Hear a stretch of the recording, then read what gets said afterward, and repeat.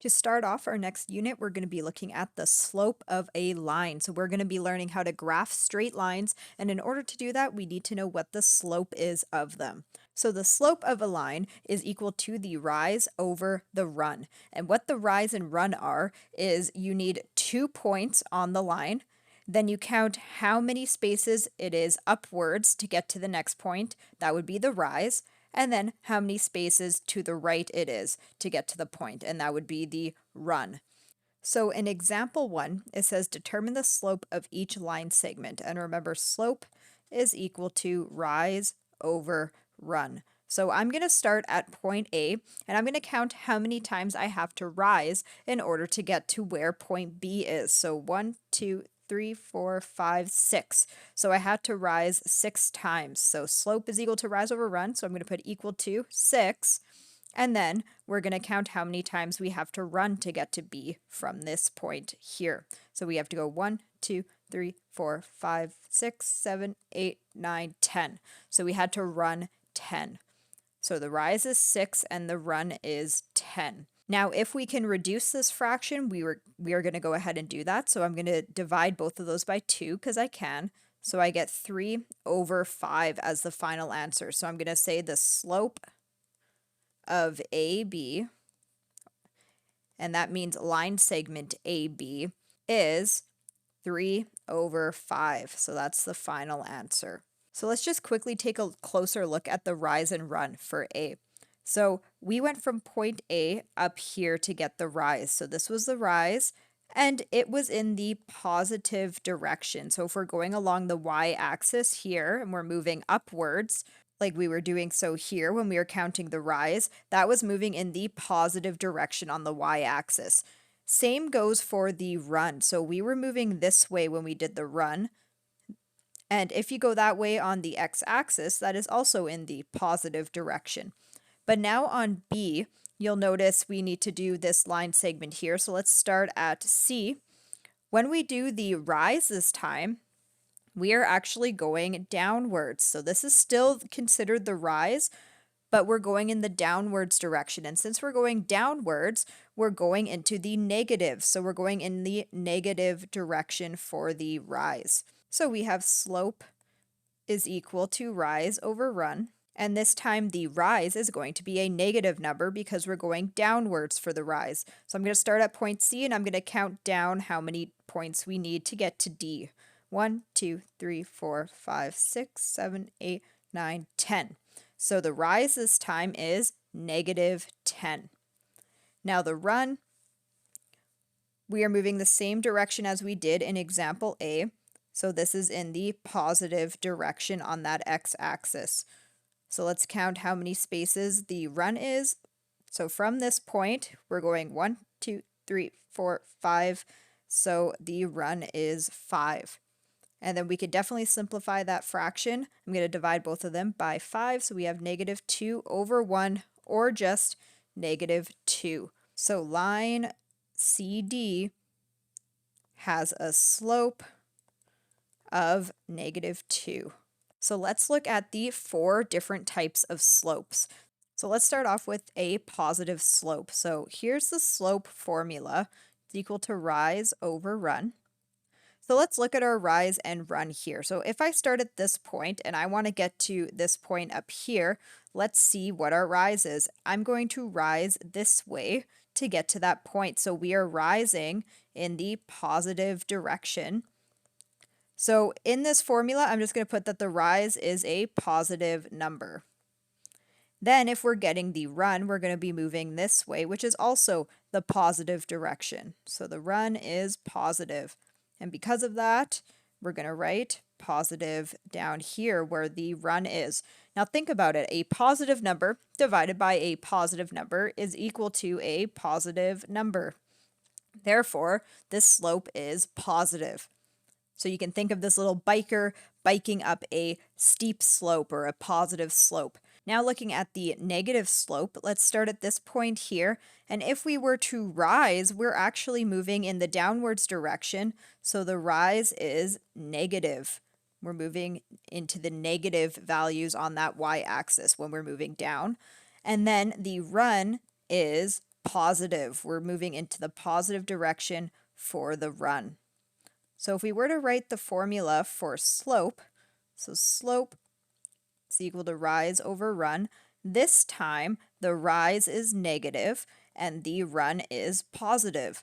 So a negative number divided by a positive number gives us a negative number, and that's why the slope is negative. So think of this little biker man going downhill on a slope.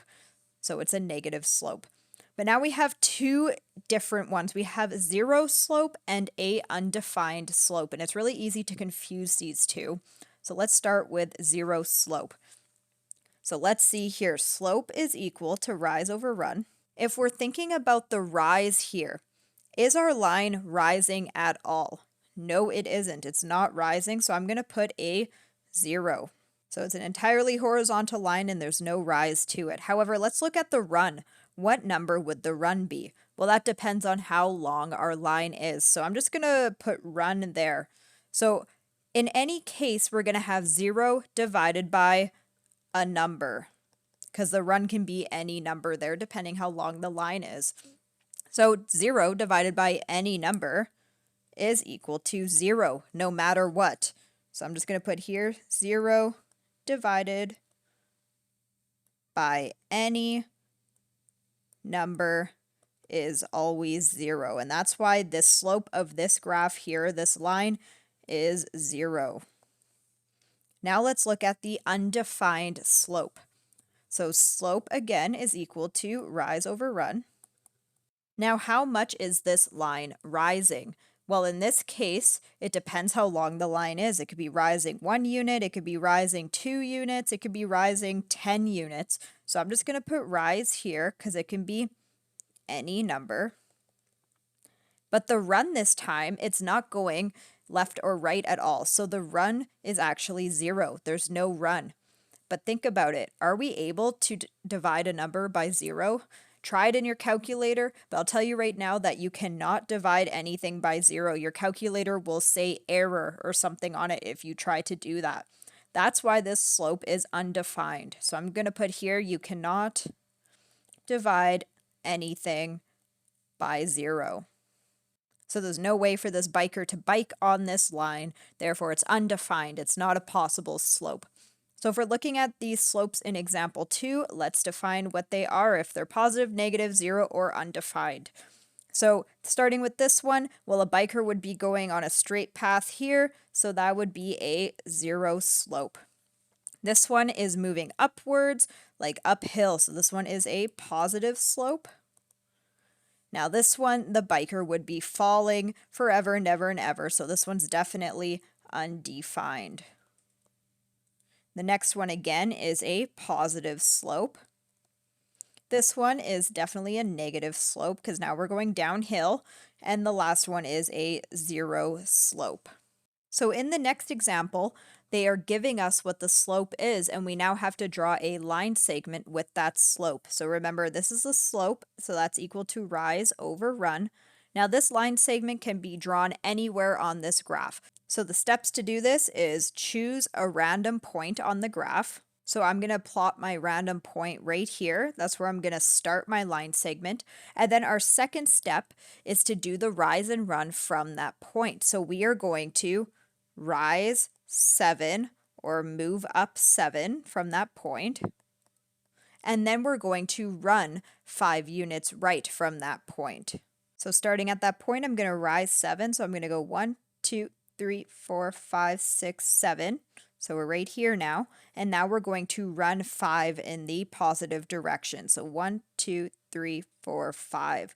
So that would be our final point here. So our third step is just to connect these 2 points like so. And there is the line segment with a rise of 7 and a run of 5. So the third step there, I just wrote to connect the 2 points. So let's try this again with B. This time we have a negative sign. So remember, when we have a negative sign, we can either write it with the negative sign on the top number, or we can write it with the negative sign on the bottom number. So either in the numerator or the denominator. But either way, that is the rise and the run, and you will get the exact same line either way you do it.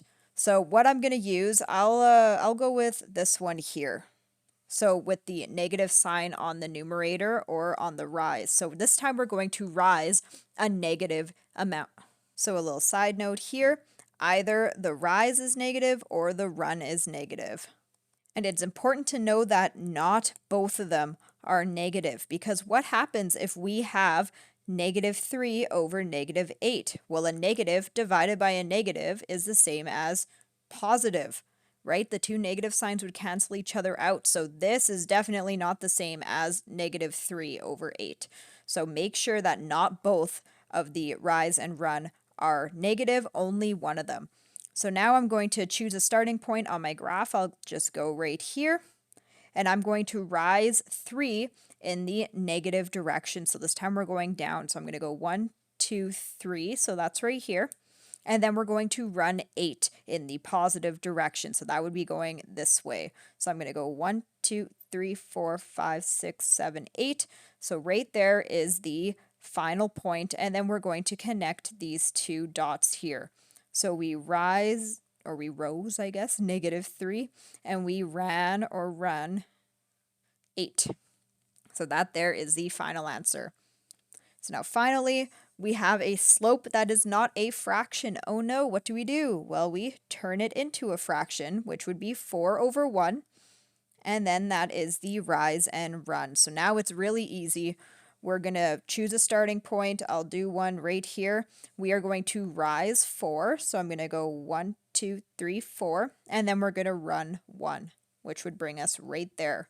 So here is the slope of the line, or here's the line segment. So we had the rise, which was 4, and the run, which was 1. Now let's get into determining the slope given 2 points on a line. So for this one, we actually have a formula we're dealing with, which is y2 minus y1 over x2 minus x1. So they're going to give us 2 points on a line. So 2 coordinate points, as you can see in example 4. So we'll do this right here. We're going to label them x1, y1, and then x2, y2, just like we did in the unit before this one. And now we're going to use the formula in order to find the slope. And now we're going to use 2 methods in order to find the slope. So method 1 is we can graph this line by putting these 2 coordinates on and then connecting the dots, and then we just look at the rise and run. So let's do that. So we have point C at -5, -3, so that would be right here. This is -5, -3, and then we have point D, which is at 2, 1, which would be right there. So this is D, which is 2, 1. So then if we connect those two, now all we have to do is count the rise and run. So rise over run. So starting at point C, we would have to rise 1, 2, 3, 4 spots, and then we would run 1, 2, 3, 4, 5, 6, 7. So we rose 4 in the positive direction and we ran 7 in the positive direction as well. So that's the slope. But let's see if the formula we have is going to give us the same answer.